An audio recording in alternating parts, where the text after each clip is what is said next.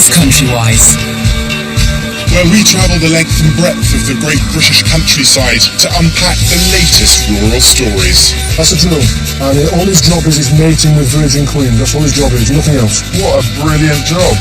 we'll be travelling off the beaten track from coast to coast to bring you some hidden gems. I mean, I'm stuck in a goat sandwich. Quite literally, cannot move for goats. Hello, beauties. And we'll be looking at the ever-changing face of the British countryside. Yay, man overboard! Yes, we're overboard!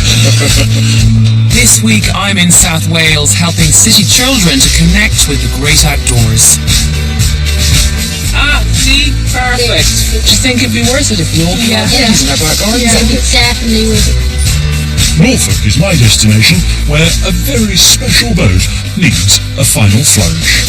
It could be over 50 years since Lucy Labour's had sails. Yes. So shall we dress her? Yes. Here she goes! And I'll be in Cornwall to help out with some extreme gardening. We've got the Atlantic Ocean below us, winds coming in, rain. Doesn't get much more extreme than this.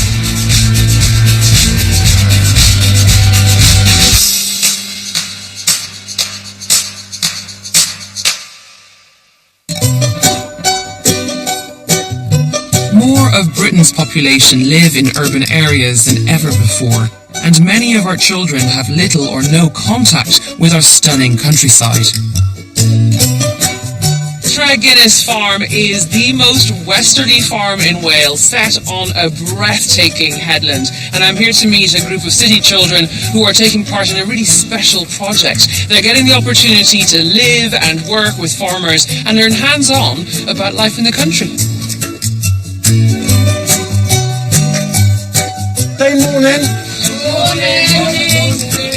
It's Tuesday morning and these children from Parkland Primary School in Swansea would normally be in a maths lesson, but instead they'll be spending the whole week on this rural farm. Okay, now these are the hens that have been laying you eggs for all your breakfast you've had. Boiled eggs? Have you had boiled eggs? Okay. This is one of 4 projects across the UK run by Farms for City Kids. Okay, Parkland, right, tonight, potatoes for tea. So we've got a lovely bed of potatoes planted in March. Former teacher Dan first came here with his pupils and was so impressed at the difference it made to the children that he switched careers and he now runs the project here at Tregennis. And they're so fresh, you can peel them just with your nails.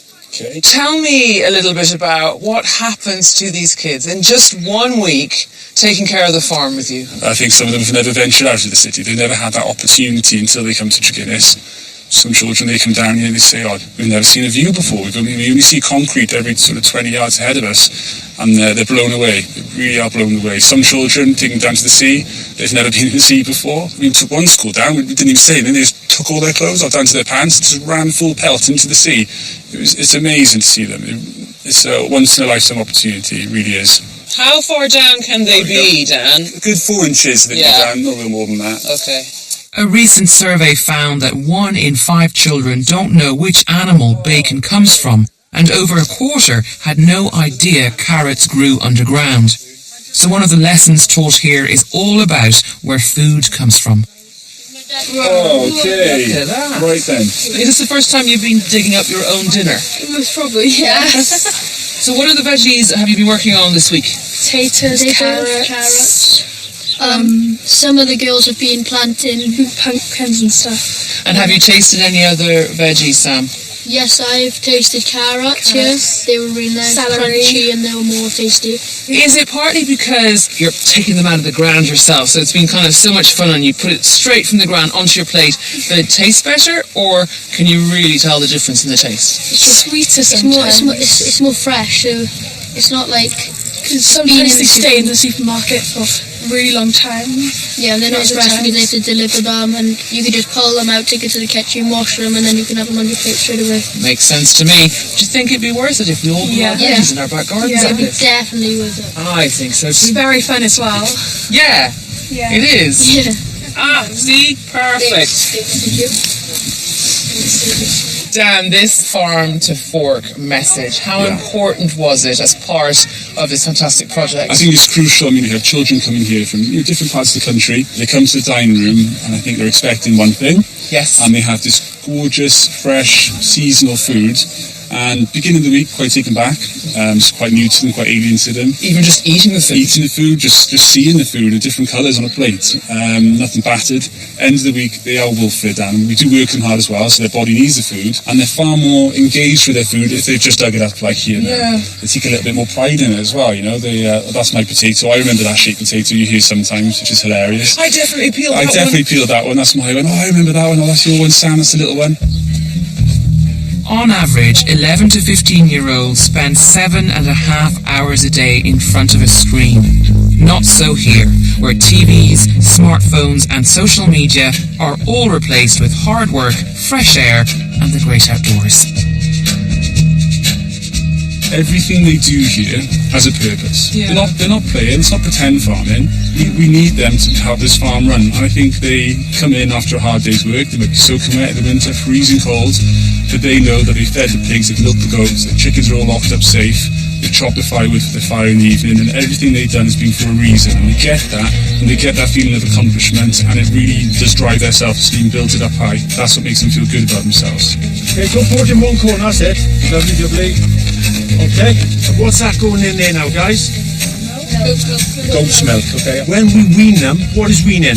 When they don't have their milk. When we take them away from their mummies, they can actually eat this meal, and it's wet, isn't it? Come slowly now, look. Nowhere is off limits here. As well as working outdoors, the children get hands-on with the goats in the dairy. What do we do when we milk a goat? Trap and squeeze. Okay, so the action. Trap and squeeze. Trap and squeeze. Okay. Squeeze. That's it. Trap. Squeeze. Trap. Squeeze. Perfect. Well done, Esther. Go down there. And when all the jobs are done and the animals fed, they get a chance to sample the fruits of their labour. I think it's one of the most underrated parts of the week here because we have a lot of children who never eat at a table with family or with friends. A lot of children don't know how to lay a knife and fork.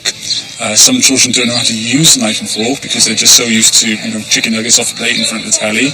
And here they sit on a table with an adult, a teacher, who's teaching them how to lay out the cutlery or wash up after them, forking, taking it in turns to talk. It's a really good part of the week, and that hopefully might be something they take home and say, oh, can we sit at the table tonight? This experience is worlds apart from everyday life for most of these kids. It's an enriching experience that certainly had a positive impact on all of these children. Jacob, how different is a regular day here to your regular day back home? Oh, it's just really different because there's always something you have to do and you've always got something to keep you occupied. So I'm sure you guys listen to lots of music, you play computer games, all that kind of stuff. Do you miss that at all? No. Really? We haven't had TV at all, so I think we've changed quite a bit. You go outside more and call each other up and go, let's go outside, as opposed to watching telly. Definitely. Absolutely. What about you, Sam? Your favourite moment so far? It's a really hard one because I've had loads of good moments in Tregennis. So when I went on the coastal walk, you could have the best views you can get, the blue sea. It's better than the ones down in Swansea and everywhere. Something tells me we've got a little budding naturalist on our hands. Do you have any ideas what you'd like to do when you grow up? Farmer. Yeah. Farmer. Mr. Jones is going to be delighted with that. Yeah. Well, everything's got to end, but you were taking so many wonderful memories. Your brains have gone like this, your hearts have gone like this. So you can take all of that with you and you can always come back and visit. And now you've got a taste for this, you can plan trips to other places that make you as happy as this, right? Yep.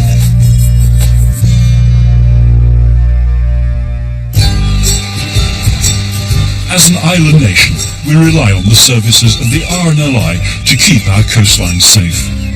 Founded in 1824, the organisation rescues thousands in trouble each year. And today, I'm in Norfolk to visit one lifeboat with a very special story to tell. The Lucy Labours was built in 1940 and for almost 30 years patrolled these waters.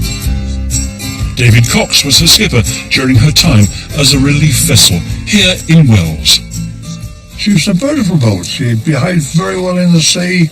Of course, there were times when we could use the sails, help the engine a bit. I thought sort of sails died out in the 19th century, but there you were using them in the middle of the 20th. Oh, yes. We get a call from Brancaster. The wind was blowing from the southwest. Gale, mind you. So then we got out of the harbour. I said to them, up the sails, because that helped us quite a bit. One engine, we could only do about 7 knots, but you'd be surprised.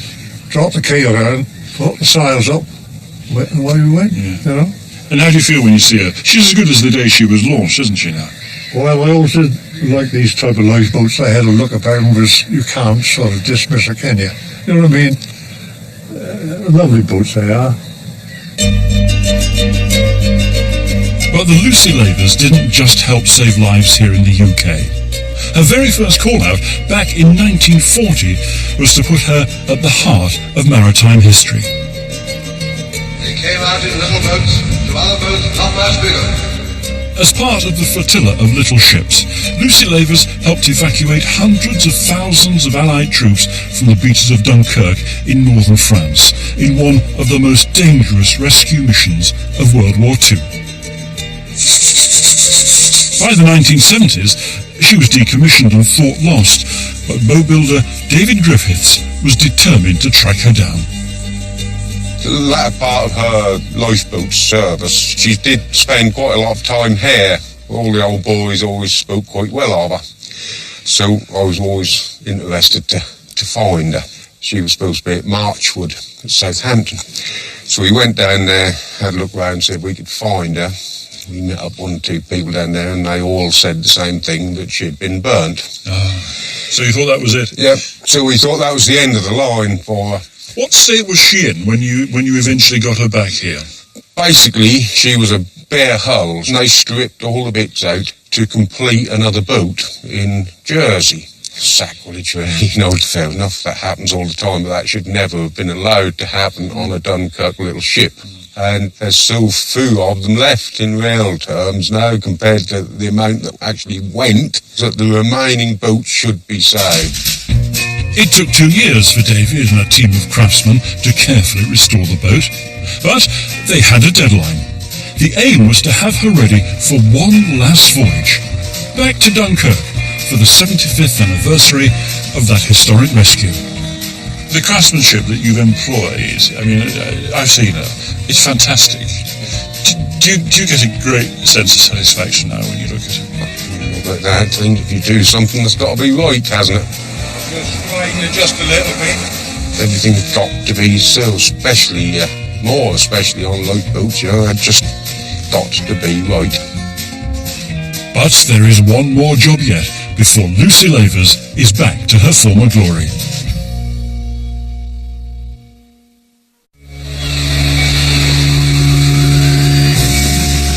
I'm in Norfolk to visit the Lucy Lavers, a special lifeboat with a proud history that's been rescued and restored. Wendy Pritchard helped set up a charity to fund the project, and today I'm joining her and skipper Alan to see for myself how she sails. I realise what an important bit of our history these boats are, and the emotions attached to her, the people who love her, the people who served in her when she was a lifeboat are in their late 80s now, and some of them are not with us anymore, so we're only just in time, in a sense. On that Dunkirk day, 75 years ago, what actually would she have done? We know she was towed across by a drifter to save fuel, and then she ferried soldiers off the quay. It must have been completely terrifying.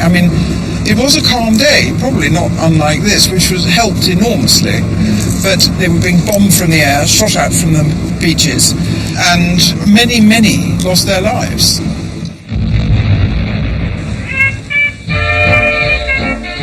In May this year, Lucy Lavers arrived safely in Dunkirk, having crossed the Channel with many other surviving boats as part of the 75th anniversary celebrations. Now, what was it like taking her back? What was the atmosphere? take yourself back as if you were doing it for real 75 years ago.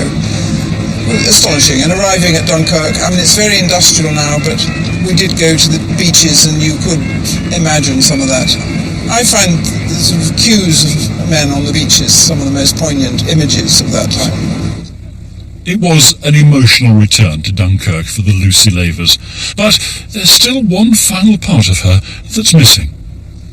This is quite an important moment that's coming. Well, it is, because we didn't take the sails to Dunkirk with us. We are going to put them up for the very first time For the very first time for how long, do you think? She would have been in the 1960s. So all those years ago, and today we put the sails back, and this really is the end of the restoration, isn't it? Once she's got her sails back up, she's finished. She's complete, yes. Right, let's do it.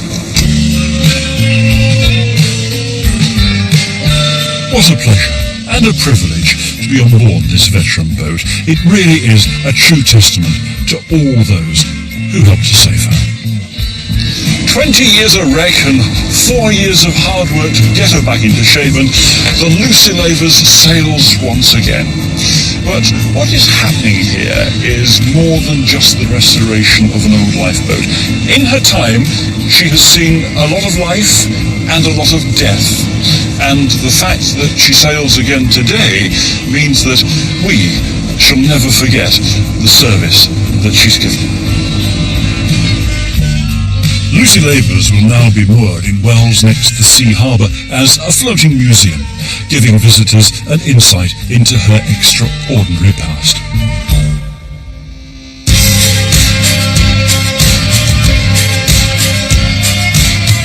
Staying with the sea, Cornwall is the most southerly point of the British Isles, a place defined by its stunning coastline and beautiful beaches. But its most famous landmark has to be St Michael's Mount, with its medieval castle and gardens that rise spectacularly out at the sea. The island is connected to the mainland with an ancient cobbled causeway, once walked by pilgrims. Today, with the tide out, I'm heading down the causeway to meet a team of people with arguably the toughest gardening job in the UK. And they've asked me to help out with a spot of weeding. Though they have warned me I may need a head for heights. The castle dates back to the 12th century, and it welcomes thousands of visitors every year. They're drawn to its breathtaking and rather unusual gardens. Darren. Hello, Ben. Okay, nice to meet you. Likewise. What an amazing place this is. Darren Little is one of a small, dedicated team that work tirelessly to keep it in top form. When you start looking around and you see all the extraordinary colours here, it doesn't seem right that this is in the middle of the ocean. No, it's self-facing. We get obviously all the elements we get from the extreme heat to the extreme weather conditions. So yeah, there's a bit of everything over here on the island. The gardens here are unlike anywhere else. Well, what sort of plants do you have here? Everything we grow in the gardens is sort of rare and unusual. We've got quite a few lots of succulents and various plants from the southern hemisphere. In the winter time, our temperatures don't go that cold, so therefore we can grow more unusual and exotic plants. Can we have a little look around? Let's wander on up. Let's go for it. That view is just amazing, isn't it? Lovely, isn't it? But these beautiful plants are under threat from aggressive, invasive species. So today, I've been roped in to help out with a spot of gardening. Well, today, Ben, I thought what we're going to do, we're going to drop on the cliff face up here, do some abseiling. We'll abseil on over. We've got some invasive vegetation there that we need to be removed. So if you're up for it, you like to give us a hand? I would. It's pretty windy. Do you go up in any sort of conditions? We do. I mean, today's not bad. It's dry, which is good for us, so it should be good underfoot. You can see how vertical a lot of the garden is. So how much involves ropes like this? We try and maintain the cliff faces sort of 3 times a year, and we'll do a clear sweep right across all the southern and western cliff faces, removing all the vegetation. Should we head up to the ropes? Let's go.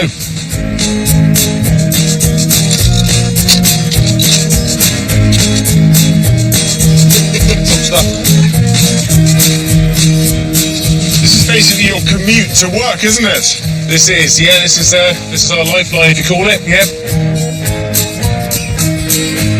Oh, a bit windier over here, Darren. A bit exposed now.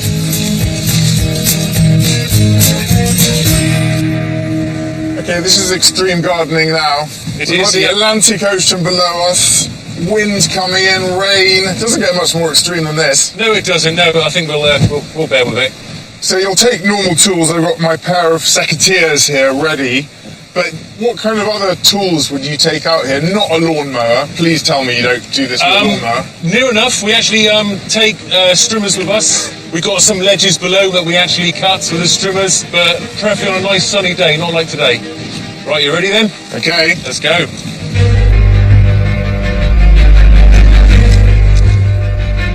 We're on the hunt for a particular plant we need to get rid of, to prevent it crowding out the other plants on the cliff face. This is Carpa brutus. It's a Hottentot fig. It's quite invasive. It smothers the cliff face. It stops a lot of the wildflowers coming up through.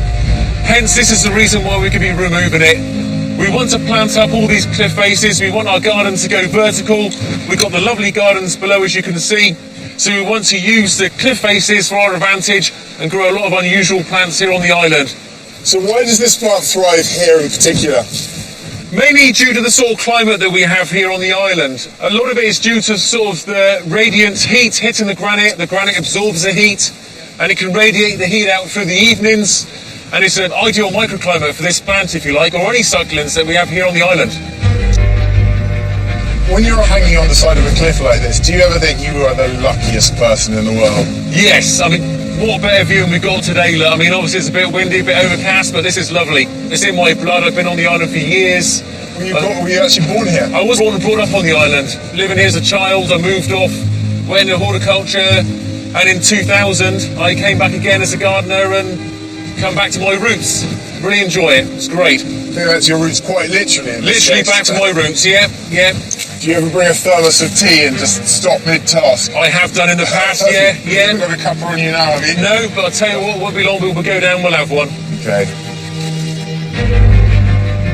It's a constant challenge to maintain these precious gardens. And whatever the weather, Darren and his team are totally committed to preserving it. These extraordinary gardens have thrived here on St Michael's Mount for hundreds of years, clinging to these vertiginous cliffs. And it's thanks to the heroics of gardeners like Darren that they'll continue to blossom for hundreds of years to come.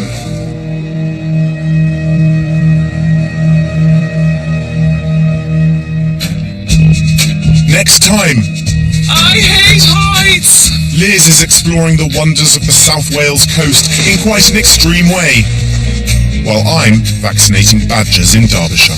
So fantastic, isn't it, to see them up close? X Factor's Movie Week saw 2 acts leave the competition. Catch up anytime on ITV Player. Coronation Street's next tonight and Leanne opens up to Eva. Then we're back to the Aussie Outback in half an hour for new I'm a Celebrity, Get Me Out of Here.